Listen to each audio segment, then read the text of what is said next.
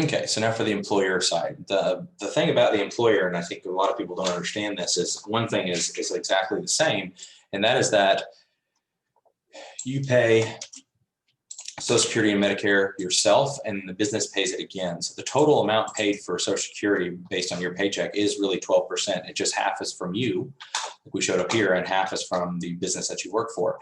Medicare is the same way.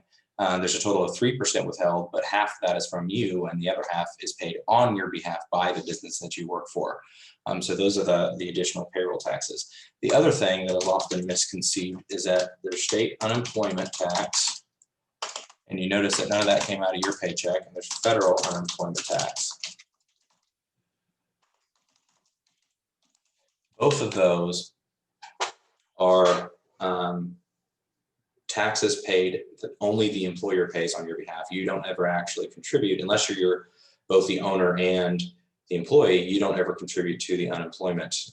So if people ever say, I contributed that, unless they were the owner of the business, the answer is no, they didn't. Because unless the law has changed again really recently, it's always just been, as far as I know, that the unemployment tax is only paid by the employer and the employer alone. So with the employer, and they gave you some numbers here about what the rates are. The rates would obviously be different state by state, and we would also have a little bit of difference of federal unemployment tax based on risk and some other factors that they calculate. So to make this easier, they have given us a couple of percentages to work with to kind of just streamline this. So they've got their state unemployment rate at 5.4% and the federal unemployment rate at 0.8% on all earnings. So when I pay these paychecks, I got this side, that's the employee side. This is the person that I'm paying and all the withholdings from that. But then I also have the payroll taxes. So I'm going to have payroll tax expense. And again, I'm going to do it for just the one employee, even though we would generally do this for a group of people. But I'm going to payroll tax expense, and I'm going to use just this one person, this 1462. So we got 1462 times 6%. This would be the Social Security payable. And then I would have the Medicare tax payable, which is going to be the exact same number as it was before, because it's half. The other one person pays half, the other person pays the other half. The employer pays half, and the employee pays the other half. Medicare tax is payable.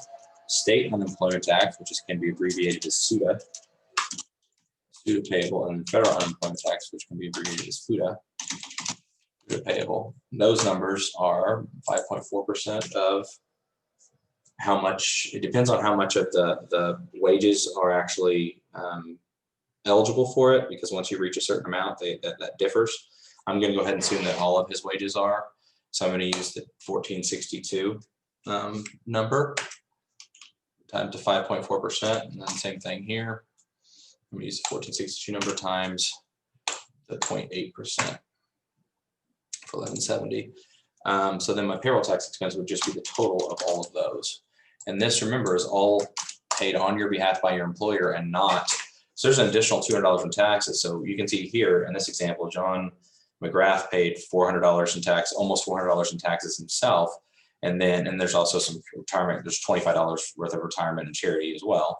And then the employer again pays an additional $200 in taxes on John T. McGrath's behalf to the federal government. So you see, there's even taxes that you might not even ever see on your paycheck, because if you don't understand how the system works, then it's real common that you wouldn't necessarily have the understanding as to how this part in particular works. All right, that'll be it for that video. Next video, I think I'm going to talk about installment notes.